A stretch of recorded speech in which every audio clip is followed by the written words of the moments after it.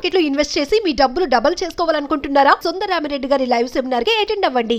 నమస్తే రామ్ సార్. నమస్తే అండి. చాలా మంది ఆడవాళ్ళలో క్యాపబిలిటీ ఉంటుంది, వాళ్ళ దగ్గర మంచి మంచి ఐడియాస్ ఉంటూ ఉంటాయి, వాటిపైన అవగాహన కూడా ఉంటుంది. చాలా మంది ఉమెన్స్ MBA ఫినిష్ చేసి మార్కెటింగ్లో ప్రో అయిన వాళ్ళు కూడా ఉంటుంటారు. బట్ ఎక్కడో వంటగదికి ఇంటికి మాత్రమే పరిమితమై ఆఫ్టర్ మ్యారేజ్ లైఫ్ ఆగిపోతూ ఉంటుంది.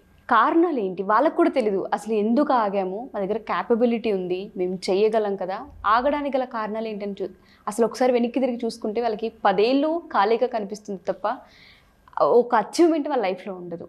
దానికి రీజన్స్ ఏంటి అంటారు? నేను చెప్పింది కరెక్టే. చాలామంది ఏంటంటే వాళ్ళు అనుకున్న ఆలోచన వేరే వాళ్ళు ఇంప్లిమెంట్ చేసినప్పుడు చూసి తడుతూ ఉంటుంది. అప్పుడు అరే నేను ఎప్పుడో చేద్దాం అనుకున్నా, ఇట్లా పలానా వాళ్ళు చేస్తున్నారు అని వాళ్ళ ఫీలింగ్ ఏంటంటే. ఎగ్జాంపుల్, చాలా మంది ఆడవాళ్ళు యూట్యూబ్ ఛానల్స్ ఈ మధ్యకాలంలో ట్రెండ్ అయిపోయింది.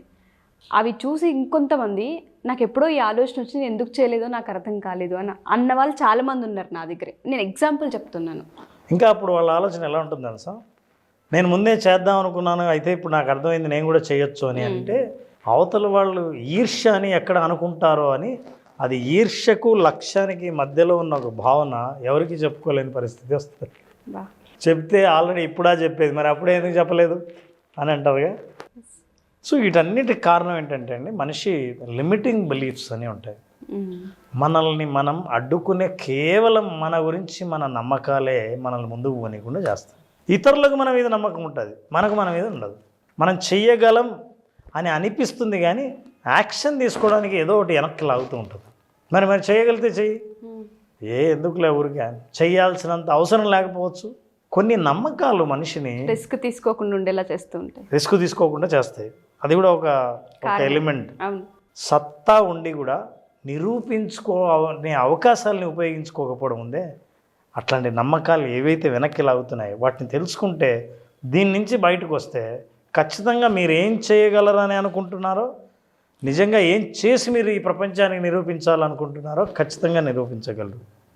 అసలు లిమిటింగ్ బిలీఫ్స్ అంటే ఏంటి, అసలు మనిషిని అడ్డుకునే నమ్మకాలు అంటే ఏంటి, మీరు చూస్తే చాలా అద్భుతంగా అర్థమవుతుంది. అవును నాకు ఉన్నాయి కదా అని. లిమిటింగ్ బిలీఫ్ ఏంటంటే సెల్ఫ్ జడ్జిమెంట్. అంటే ఆ నమ్మకాలు అనేవి బోన్లుగా తయారై ఒక ఇన్విజిబుల్ బోన్లో ఉండిపోయి, అదేంటి మనకు సెల్ఫ్ జడ్జిమెంట్, మన మీద మనం ఇచ్చుకునే జడ్జిమెంట్, నిర్ణయం దేనికి సంబంధించి, విచ్ ఈస్ నాట్ ట్రూ, ఏదైతే నిజం కాదో దాన్ని మనం నిర్ణయం తీర్పునిచ్చేసి అండ్ రెస్ట్రిక్ట్ యువర్ డెసిషన్స్.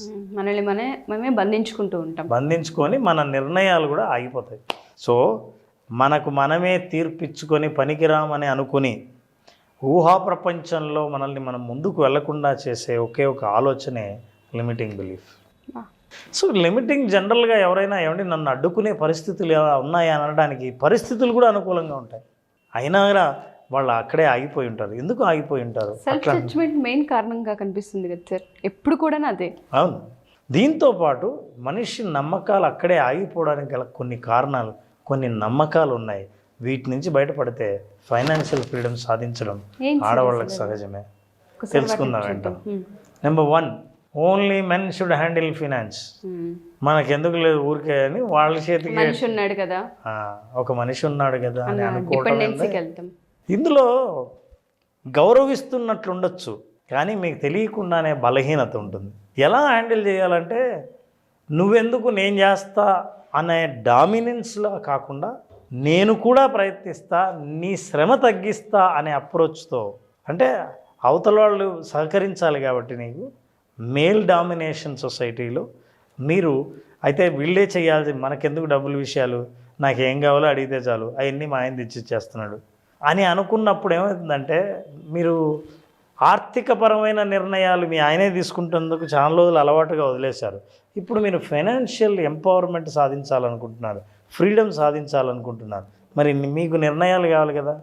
మీకు తెలియకుండా ఎక్కడో, ఫర్ ఎగ్జాంపుల్ రెస్టారెంట్కి వెళ్తే ఆర్డర్, నాకు పలానా తినాలి, అదొద్దు, అదేం బాగుండదు, ఇది తీసుకోండి ఎవరు. అప్పుడు ఏం చేస్తారంటే ఆడవాళ్ళు, సరే అది బాగుంటుందంటే కానీలేని. ఫైనల్గా లోపల ఏముంటుందంటే, ఆఖరి పే చేసేది అయినే కదా, ఎందుకు ఊరికి మనం అనవసరం గొడవ అనేది లోపల ఉంటుంది. ఫ్యాక్ట్ సార్ ఇది. శారీస్ ఏం తీసుకోవాలి, ఒకవేళ ప్రేమే కావచ్చు. ఇప్పుడు ఫర్ ఎగ్జాంపుల్ ఎందుకు ఇది బాగుంది కాస్ట్లీ అయినా పర్వాలేదు గోల్డ్ రింగ్ ఇది తీసుకో అని అన్నాడు, అది ప్రేమ అనుకోవాలా, నా నిర్ణయాన్ని పక్కకు దోసి ఆయన నిర్ణయంతో నన్ను కొనమని చెప్పాడని చెప్పాలా? అర్థం కాని పరిస్థితి. అర్థం కాని పరిస్థితి. అయితే ఒకటి ఫైనాన్షియల్ డెసిషన్ మగవాళ్ళే తీసుకోక్కర్లేదు, మనం కూడా తీసుకోవచ్చు అని అందరి సహకారంతో మొదట్లో స్టార్ట్ చేయండి. తర్వాత మీ నిర్ణయాలు కరెక్టే అని అందరికీ తెలిసిన తర్వాత అందరు సహకరించడం మొదలు పెడతారు. అయితే ఇట్లా తీసుకోవాలంటే చాలామంది ఇంకొక బిలీఫ్ ఇట్లా ఆగిపోవడానికి కారణం ఏంటంటే ప్రధాన కారణం ఇది, నో ఫైనాన్షియల్ నాలెడ్జ్. చాలామందికి డెబిట్ అంటే ఏంటి క్రెడిట్ అంటే ఏంటో తెలియదు. డబ్బులు ఎక్కడ దాచుకోవాలంటే బ్యాంకులో ఫిక్స్డ్ వేద్దామని అంటారు, ఫిక్స్డ్ అనేది తప్ప ఇంక వేరే ఏం తెలియదు. బ్యాంక్ ఒకటి ఉందని తప్ప ఇన్వెస్ట్మెంట్ ఆప్షన్స్ ఎన్ని ఉన్నాయి, లిటరసీ తెలుసుకోవాలి, ఎక్కడ ఇన్వెస్ట్ చేయొచ్చు, ఎంత జాగ్రత్తగా చేయొచ్చు, పర్సంటేజ్ క్యాల్కులేషన్ ఎలా చేయాలి, ఇవన్నీ చాలా బేసిక్స్. రోజు ఏ విషయానికి ఎంత పర్సంటేజ్ ఖర్చు చేస్తున్నాం, ఎంటర్టైన్మెంట్కి ఎంత, ఫుడ్కి ఎంత, బేసిక్ ఖర్చులకి ఎంత, లగ్జరీకి ఎంత, నీడ్స్కి ఎంత, క్యాల్కులేట్ చేయాలి. నాకు తెలుసు చాలా అద్భుతంగా పొదుపు చేస్తారని తెలిసినాయి, కానీ ఫైనాన్షియల్ లిటరసీ అంటారు, ఆ జ్ఞానం లేకపోతే చాలా కష్టం. మీకు ఆ జ్ఞానం లేదనుకోండి, డబ్బులు ఎవరైనా ఎందుకు ఇచ్చి నీ ఇష్టం నువ్వు ఖర్చు పెట్టుకొని ఎందుకంటారు, నీకేం తెలియదు అంటారు. నీకేం కావాలో చెప్పు నేను తెస్తా, నీకేం తెలియదు. సో మీరు ఆ లిటరసీ తెలుసుకోండి. సో లిమిటింగ్ బిలీఫ్స్లో మనకెందుకు అని మీరు పట్టించుకోకుండా ఉన్నవి మిమ్మల్ని ఆపేసేవి అవే, ఆ జ్ఞానం లేకపోవడం వల్లే. నాలెడ్జ్ ఉంటే కాన్ఫిడెన్స్ పెరుగుతుంది, క్లారిటీ ఉంటే కాన్ఫిడెన్స్ పెరుగుతుంది, మీరు ఒక అడుగు ముందుకేస్తారు. ఇది ప్రధాన కారణం నాలెడ్జ్ లేకపోవడం. నాలెడ్జ్ తెలుసుకునే ప్రయత్నం చేయండి, కొంత టైం పట్టచ్చు కానీ తెలుసుకోండి. పిల్లల ముందు కూడా చాలామంది నేను చూశాను, తల్లిదండ్రులు ముఖ్యంగా తల్లి పిల్లలు అబ్బా నీకేం తెలియదు అని అన్నప్పుడంతా పిల్లలే కదా అని సర్దుకుపోయినా లోపల ఎక్కడో తీసేస్తున్నారు. రేపు పిల్లలు ఏదైనా నిర్ణయం తీసుకునే ముందు అమ్మని అడగకుండా వాళ్ళే నిర్ణయాలు తీసుకొని, ఎందుకంటే ఇంకేం తెలియదు, వాళ్ళు కరెక్టే కావచ్చు కానీ బట్ ఆ ఫీలింగ్ మీకు ఎలాగ అనిపిస్తుంది, అందుకే ఫైనాన్షియల్ లిటరసీ అవసరం. Get it. So next is the most powerful belief, limiting belief, self doubt. ఇంకా సెల్ఫ్ డౌట్ గురించి చెప్పక్కర్లేదు, హాంట్ చేస్తుంది సార్ మనిషిని. రోజు చేసే వంట చేసినా సరే అవతల వాళ్ళు బాగుంది అని చెప్పనిదే అది బాగుందా లేదా మనకే డౌట్. ఆ జడ్జిమెంట్కు కొలిక్కి రాము మనం పిక్చర్ వేసుకోం, బాగుంది అన్న కాన్ఫిడెన్స్ మనలో ఉండదు. ఫస్ట్ బాగాలేదు అని అంటూనే నీ మొత్తం అనుభవము నువ్వు చేసి ఇది ఎలా చేయాలో తెలిసి ఉండి కూడా బాగోలేదా, నిన్న బాగా వచ్చిందే అంటే నీకెందుకు డౌటు.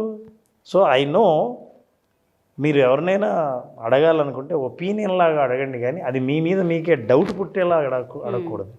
అవతల వాళ్ళకు కూడా అచ్చా నీకు తెలీదా అనే పరిస్థితి ఉండకూడదు. But I'm asking just taste. So ఎందుకు టేస్ట్ చూడమంటున్నా అంటే ఏ తేడా వచ్చినా నేను అడ్జస్ట్ చేయగల కెపాసిటీ నాకు ఉంది, అందుకే ఇప్పుడే అడుగుతున్నా అని కమాండ్ ఉండాలి. సెల్ఫ్ డౌట్ ఉన్నవాళ్ళంటే ప్రతి విషయంలో సెల్ఫ్ డౌట్, నేను కరెక్ట్గా ఖర్చు పెట్టానా, నేను ఆలోచించి కరెక్ట్గా చేస్తున్నానా, నా నిర్ణయం కరెక్టేనా, ఎందుకు లేరు రిస్క్ అని. సో ఈ సెల్ఫ్ డౌట్ అన్ని విషయాల్లోనూ ప్రభావితం చేస్తూనే ఉంటుంది. ఇంకా ఫినాన్షియల్లో అయితే అది నరకంగా అనిపిస్తుంది, వాళ్ళకి అర్థం కాని పరిస్థితి. సెల్ఫ్ డౌట్ ఎప్పుడుందో అదర్స్ కూడా డౌట్ పడతారు. మీకే డౌట్ ఉంటే పక్కన వాళ్ళు డౌట్ పడరా, సో మీ డెసిషన్ కరెక్ట్ కాదు, ఐ థింక్ నువ్వు కరెక్ట్గా చేయలేదేమో అని అనిపించినప్పుడు అంటారు. ఇంకెప్పుడే కానీ నిర్ణయాలు తీసుకోరా. అదే కాదు, దానికి తోడు ఫియర్ ఆఫ్ టేకింగ్ రిస్క్స్.